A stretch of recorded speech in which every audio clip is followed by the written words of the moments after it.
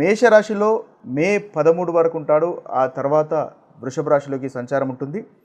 బుధుడు వచ్చేసి మేషరాశిలో మనకు మే 23 వరకు, దాదాపు మే 23 వరకు ఉంటాడు. ఆ తర్వాత వృషభ రాశిలోకి సంచారం ఉంటుంది.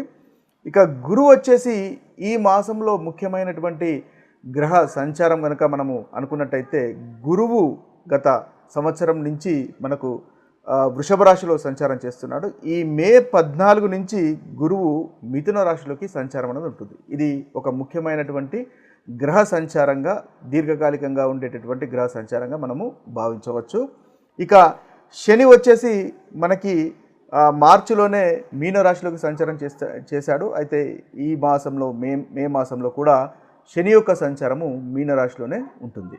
ఇక కేతు యొక్క సంచారము కన్యరాశిలో ఉంటుంది. మనకి స్థూలంగా ఇవి ఈ మాసంలో ఉన్నటువంటి గ్రహస్థితి.